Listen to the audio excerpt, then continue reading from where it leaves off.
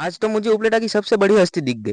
तो कल जैसा कि आप लोगों ने देखा था कि मैं मोहसिन भाई की वजह से वहाँ से 9-11 हो गया था। के बाद रेहान के साथ में आ गया था अपने एरिया के इमाम खाने पे, और मुझे यहाँ पे उतारने के बाद रेहान उसके घर चला गया। यहाँ पे तो मुझे एक बंडी धारक आदमी मिल गया और उसी के साथ साथ यहाँ पे मुझे शाहिद भाई भी मिल गए। पता नहीं कौन से काले कांड करके आया है कि मेरे से मुंह छुपा रहे हैं। मैंने बहुत कोशिश की मगर उसने अपना मुंह नहीं दिखाया। थोड़ी देर बाद यहाँ पे एंट्री हो गई अपने हुसैन भाई की, जो कि अपने शाहिद भाई के क्राइम पार्टनर। ये भी शाहिद भाई की तरह मेरे से अपना मुंह छुपा रहे हैं। मुझे ऐसा लग रहा है कि इन दोनों ने मिलकर कोई काला कांड किया है, क्योंकि ये तो एक दूसरे के क्राइम पार्टनर है। और फिर हुसैन भाई बंडी धारक आदमी के साथ चले गए चाय पीने, और वो लोग मुझे भी बोल रहे थे कि हेलो फ्रेंड, चाय पी लो।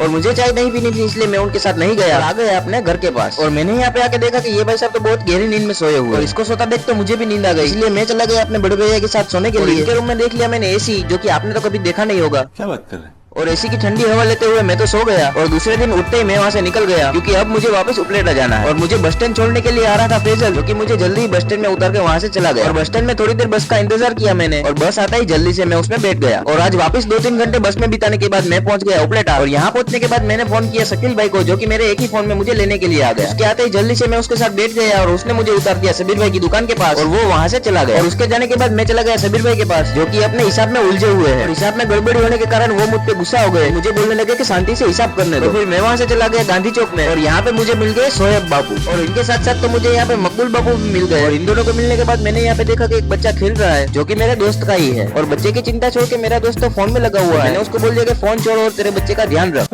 और उसके बाद यहाँ पे मुझे मिल गई उपलेटा की सबसे बड़ी हस्ती, और इससे बड़ी हस्ती तो उपलेटा में कोई है ही नहीं। और ये इतनी बड़ी हस्ती है कि मुझे भी नहीं पहचान रही थी, तो मैंने इससे थोड़ी जान पहचान बढ़ाई, मगर फिर भी इसने मुझे इग्नोर कर दिया। अब ये मुझे ज्यादा इग्नोर करे और मेरी और ज्यादा इज्जत चाहे, इससे पहले ही मैं वहाँ से चला गया। तो गाइस, मैं चांद पे मोहम्मद, हिंदी में मोहम्मद, इंग्लिश में मोहम्मद। बाकी सुरक्षा आपकी, सावधानी अपनों की। मिलते हैं अगले ब्लॉग में। Bye guys.